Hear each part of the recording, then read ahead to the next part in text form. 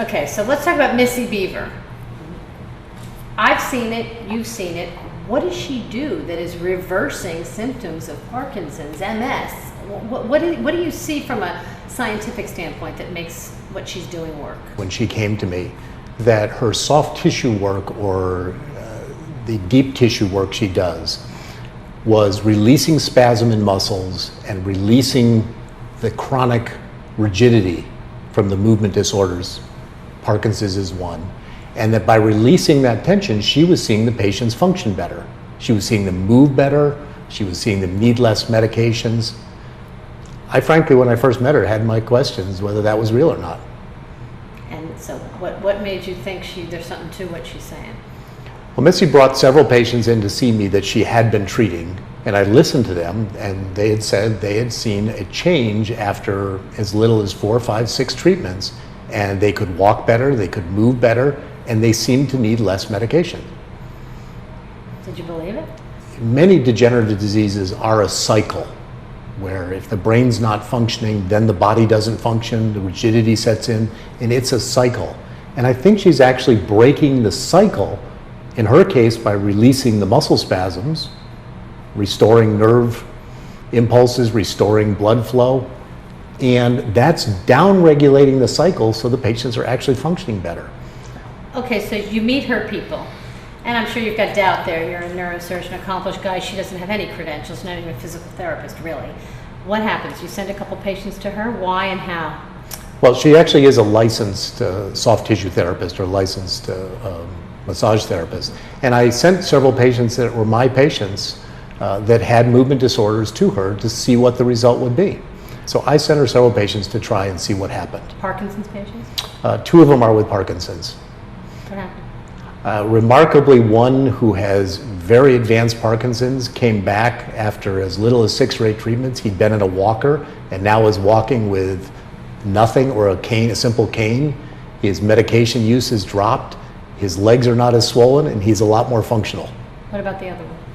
The other one's showing similar improvement, just started treatment, and is showing less rigidity, walking better, and moving better. So there seems to be something. How do you explain that medically, scientifically? I think it's explained that there are a lot of syndromes in the body that are, as we call, reflexes or reflex arcs. They're cyclic. There are many diseases that are like that, reflex sympathetic dystrophy, probably some types of response to multiple sclerosis, Parkinson's. They're degenerative loops. And Parkinson's is treated with deep brain stimulators where they put a probe in the brain and that interrupts the loop. Missy seems to be interrupting the loop by massaging and releasing the muscle spasm in the muscles.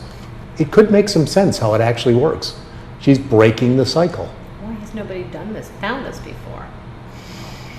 We've concentrated so much on all the research on degeneration in the brain and the neurotransmitters that are not correct and the replacing them with medications that I don't think people have concentrated on the potential non-surgical or non-medical treatments.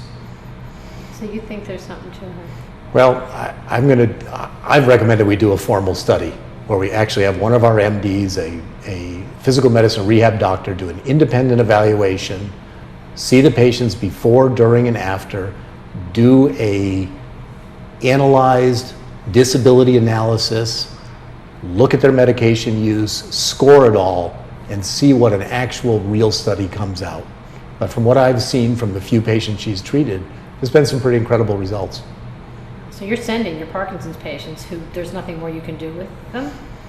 Well, I'm not a primary treater, I'm spinal disease. Right. So I see Parkinson's patients that are under treatment from other doctors, from neurologists. I see them because they also happen to get a lot of spine disease. So I'm really treating them for their pain or spine.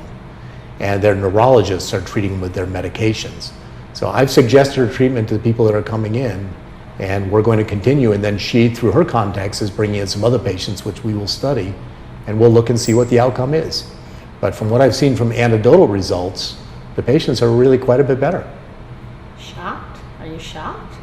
I have to admit I was a bit shocked to see, but in theory it does make some sense that no matter how you interrupt the cycle, whether you interrupt it with medications or you interrupt it with a deep brain stimulator or you interrupt it with soft tissue release, if you break the cycle, you can see improvements.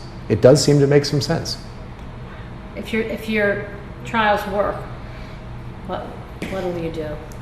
Well, if a pilot study works, then the next step would be obviously to enter a much larger study or a multi-center study, and that would have to be designed and overseen and put into the academic sphere of being done on a big scale. And Missy's impatient; she wants it all out tomorrow, and I can understand why, seeing some of her patients. But it would have to go through a stepwise look through the academic cycle to look and validate the whole study. If it does validate all the way through, it opens up a whole new field of treatment for movement disorders. Wow. She apparently had a golfer patient of hers who she came in and pushed you, I guess, I don't know if she told me the story right or if there was something in there. She claimed that there was a guy who had a problem with his knee and nobody could see it and find it, and she convinced you to let some doctors look at it. And does that... Missy had a pro golfer that she treats that had an old fracture that had a metal plate in his knee, and he could never get the range of motion back in his knee.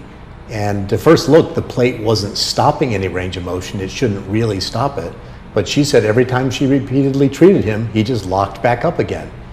And she came in and suggested that we look seriously at the plate because she thought it was bothering him. So I had one of our orthopedic surgeons look at the plate, and subsequently he removed it.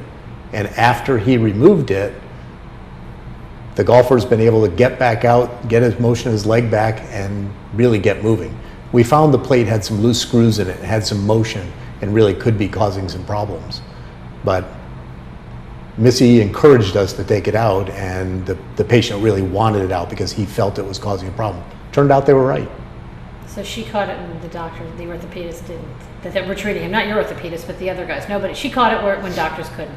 Well, he'd seen several doctors who told him they didn't think the plate was causing a problem. And I think it just points out that people really need to be, especially the doctors, need to be really open-minded to what the source of the problem may be, especially when it comes to chronic pain or chronic spasm.